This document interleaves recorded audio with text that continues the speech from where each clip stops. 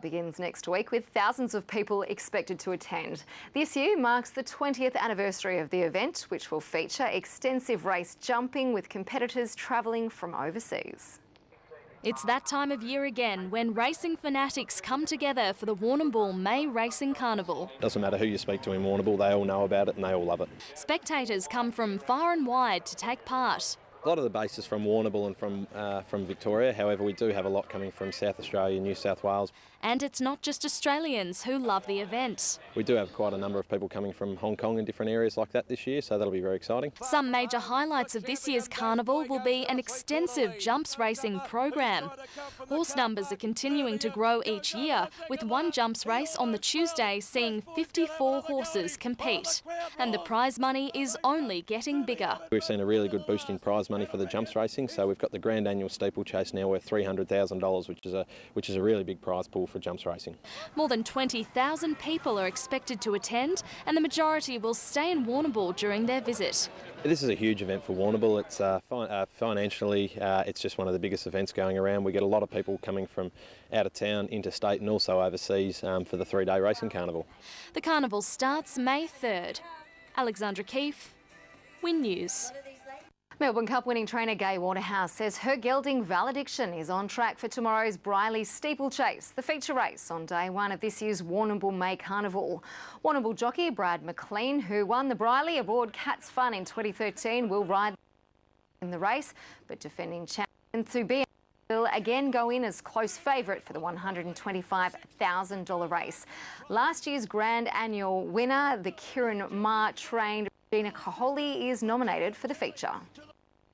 It should be a good day out. That's our sport, Bruce. Should be a fantastic festival. Thank you very much for sport tonight, Amy. We're looking at the weather next with some news of weather hitting the region.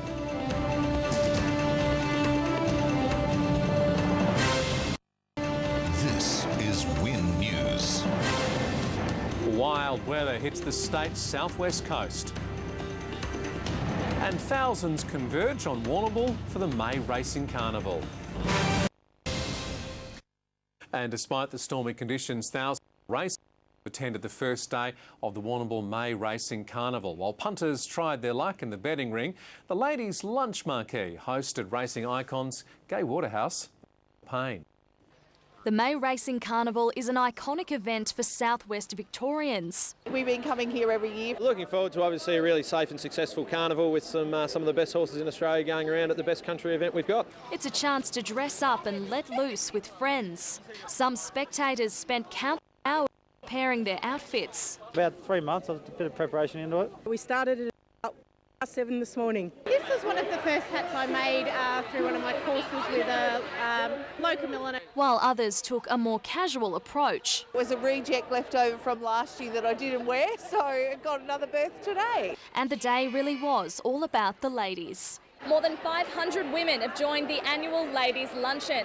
They're being weighted on hand and foot, and we'll be hearing from 3 inspirational female figures from the racing industry. Girls can get into the marquee, have a bit of fun. It's just absolutely fabulous. There's women coming in. I think it's great that we start the race carnival with a big day for the ladies. Out in the betting ring, punters weren't happy with the rainy conditions. It's going to be heavy for all the day, so if you can find a good wet weather horse, you'll be doing okay. But Mr Downs said the conditions will improve for the rest of the carnival. We always like to have a bit of rain, so there's a little bit less give in the track, but that'll dry off pretty quickly with some great weather predicted on the Wednesday and the Thursday. Alexandra Keefe, Win News. Sport Report, I'm joined by Amy Duggan. And success for Gai Waterhouse in Warrnambool's Briley Steeplechase.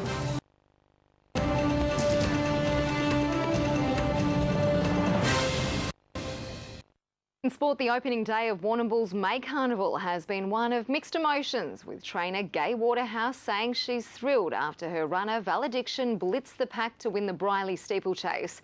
But the carnival has also suffered its first fatality in 5 years, with jumper Cliff's Dream euthanased after a fall in race 3. Pre-race, Gai Waterhouse said she'd love Valediction to win the carnival's first big race. They're great, they're really great. We've only been coming here about 4 years. It's just the best carnival, I can't tell you. And he didn't disappoint. After being third for much of the race, the gelding took the lead and never looked back, cementing a second Briley win for Warrnambool jockey Brad McLean. Gay Waterhouse, she's done everything else in racing. She's going to win a Briley now. McLean eases up and he beat King Triton by 3. He's a bold-going little bugger and he jumped awesome. The win puts the 8-year-old on track for Thursday's grand annual steeplechase. Didn't he do it easily? You know, never out of a canter. Golly, what's he going to do on Thursday? It was also a big day for another Melbourne Cup winner, Darren Weir, who claimed 4 wins, including a close one in race 5. Gimlet's coming over the top from a long way back, 0 patience, but Gimlet won it. TK Weir flying. Good to be a part of the team and it's good to get another one in the contract racing colours. It was the right decision, so it's good.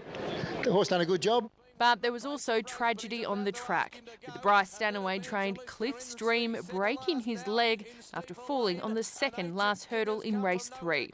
While his jockey was not injured in the fall, Cliff Stream was euthanased following the race. Kate Watts, Win News.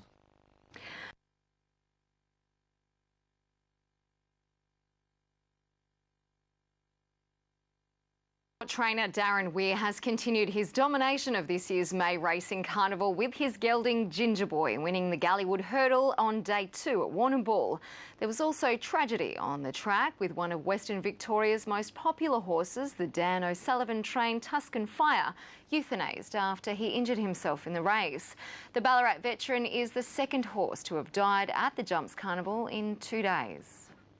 Before the Galleywood, Dan O'Sullivan was confident his stable favourite had what it took to match it with some of the best. It's never easy to win these races, but this has been our target for him. Plenty of flat racing getting ready for it, plenty of schools. And he's been competitive at this level before. But after a strong start, which saw him second behind the favourite after 4 jumps, the 9-year-old was pulled out of the race on the flat by his Warrnambool jockey, Brad McLean. Tuscan Fire doesn't want to settle for McLean. In fact, something's gone amiss. He's pulling him out of the race. Tuscan Fire's Galleywood, unfortunately, is over. Having injured his leg, the Mornington Cup winner was put down following the Galleywood. Pre-race, the Ballarat trainer had tipped Ginger Boy, his next-door neighbour Darren Weir's gelding, as the one to beat, and he was right. Weir, he's won everything else, and he's going to win this too. The Sovereign Resort Galleywood, he's coming clear, Ginger Boy. He's got Archfire done. There's interest in third. Would you land to be cool? Strike Me Pink running to third, but Ginger Boy wins the Sovereign. You know, when you got one of Weir on the back of one of Weir, look, they're going to be always trained to the minute. And big thank you to all the stuff back home. He's a beautiful sound horse, and he really loved jumping, so it was the right move, and the owners were really supportive of it, and they've got a great result. While in the Wangoom handicap, Michael Moroney's Yesterday's Song blitzed the pack to take the win from the inside. Yesterday's Song's back to the rail, hard against the fence. Royal Island last year's winner comes. Yesterday's Song's the rail low. Oh, shortest way home. Kate Watts, Win News. .038 reading. That's above the sports limit of .02. The 3-time Melbourne Cup winner reportedly told stewards he is embarrassed and disappointed and has been banned from all racing for a month. Jumps jockey Paul Hamblin was also suspended after failing a test. And the Warrnambool Carnival was the focus of protests following the death of a second horse this week. Jumps horse Tuscan Fire suffered a serious leg injury and was put down, prompting renewed calls for jumps racing to be banned. You cannot make jumps racing safe. Asking a horse to compete at its fastest while trying to execute more than a dozen jumps or so, or as is the case today, 33 jumps, is a recipe for disaster. Racing Victoria says both incidents will be investigated by its jumps review panel. Oliver suspended for failing a breath test. Damien Oliver fails a morning breath test at the Warrnambool races. Champion jockey Damien Oliver has landed in hot water, failing an on-course breath test in Warrnambool. The 3-time Melbourne Cup winner was suspended for a month, paying a heavy price for a night out. Mark McGugan reports.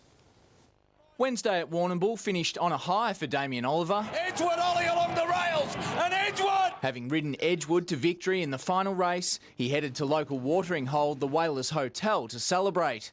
As punters streamed through the gates this morning, it soon became apparent those celebrations had gone on a little too long. The sensational news that Damien Oliver has been stood down from riding. Subjected to a breath test on course, Oliver blew .038.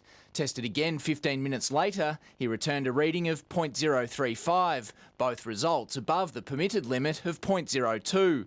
Essentially, he was fit to drive, but not to ride. Riders that are found to have breached the banned substances rules, that any penalties that are applied effective immediately. As such, the champion jockey was immediately suspended for a month and promptly left the track, saying, "I'm very embarrassed and sorry and disappointed in myself." Oliver wasn't alone in his embarrassment. Jumps jockey Paul Hamblin suspended for the same reason. They got 3 days to lodge an appeal to the Racing Appeals and Disciplinary Board if they feel aggrieved by that decision. Incredibly, the two most recent instances of jockeys registering over the limit in 2012 and 2014 were also in Warrnambool. As they say in these parts, "Oh, this is the bull! Go hard or go home, all right!" Sadly for Oliver, he's now done both. Mark McGugan, 9 News. Former jockey Patrick Payne continues to flourish as a trainer, saddling up No Song, No Supper to take out the gruelling 5.5 kilometre Grand Annual steeple. Just as gruelling for caller Rick McIntosh. No song, no supper. Baltimore, he's trying. No song, no supper. No song, no supper, but a Grand Annual. That makes it 2 Grand Annuals for jockey Richard Cully and 3 for Paddy Payne. Great effort, Pete, and I will see you tomorrow. I look forward to it, and congratulations once again, Tony. Well played. This Thursday, congratulations again to Tony Jones on 30 years with 9 News. Enjoy your evening and good night.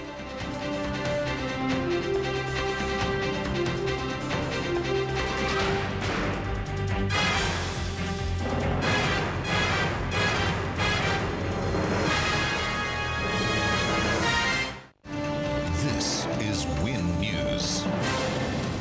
Tonight, protesters rally at Warrnambool's jumps races. Protesters who've rallied outside the Warrnambool racecourse after the carnival was overshadowed by the death of 2 horses this week. It comes after the animal activists called on the Andrews government to follow other states and ban jumps racing in Victoria. Protesters out in force pounding the pavement with the future of jumps racing in Victoria under the microscope. We've seen 2 jumps horses already killed here at Warrnambool.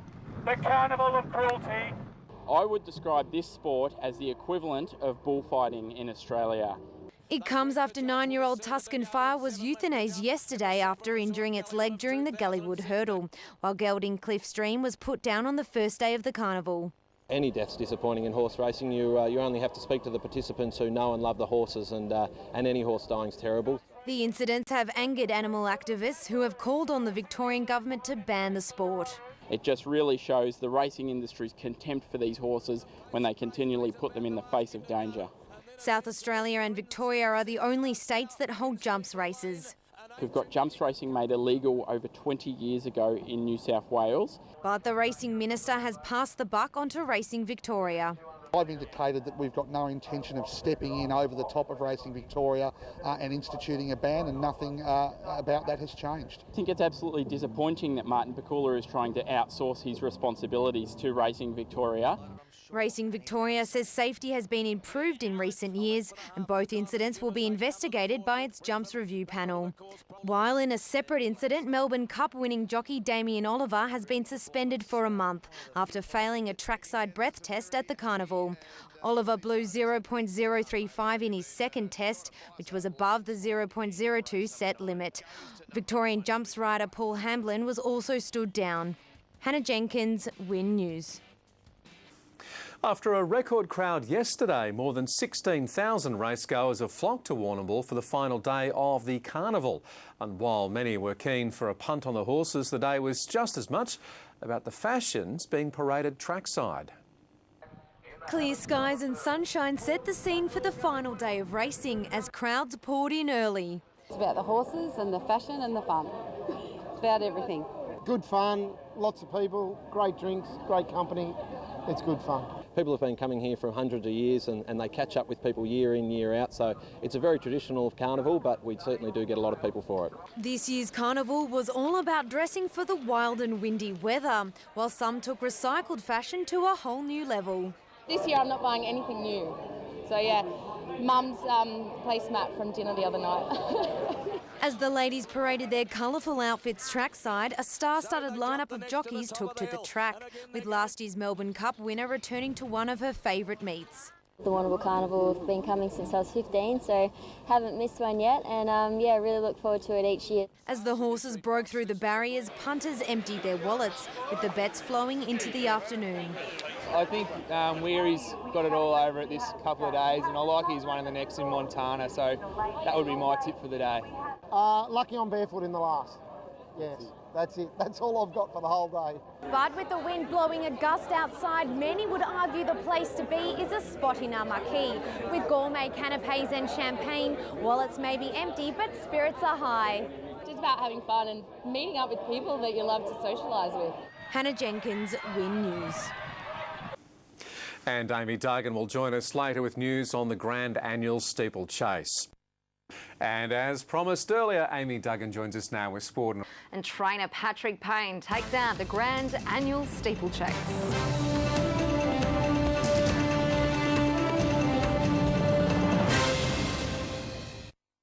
The Patrick Payne-trained No Song No Supper has won the Grand Annual Steeplechase on the final day of the May Racing Carnival. Ballarat trainer Darren Weir also secured his third straight Warrnambool Cup victory. The Grand Annual has been run since 1872, and it's tradition to watch the race from up on the hill. And this year was as close a spectacle as any. I still couldn't tell you who's going to win. There's 10 left to jump in the Grand Annual. There's only 4 lengths first to last. The winner only took the lead in the back half of the race and even looked in trouble after failing to cleanly clear the final jump. But he was too good in the finish. No Song, No Supper, just Baltimore, the South Australian. He's coming after him. No Song, No Supper. Baltimore, he's trying. No Song, No Supper. No Song, No Supper, but a Grand Annual. Jumped really economically through the race. And some win, some feeling, unbelievable. While in the Warrnambool Cup, Darren Weir continued his domination of the carnival, with his Master of Arts too good in the end. Master of Arts with 100 to go. It's Weir again. He's going to win the Cup. A length away is Villanova battling on in second, but it's Master of Arts. Weir's made this race his own in recent years. Was really strong through the line. Geez, he gave me a good feel. The win cemented a record 8 wins at the May Carnival for the Berry Willig trainer. And while he was a little speechless when first asked about it, he was happy to have been able to help out. Yeah, well, there'd be a few angry punters out there if the amount of runners I had if a few of them didn't win, but so I'm glad a few did. Kate Watts, Win News.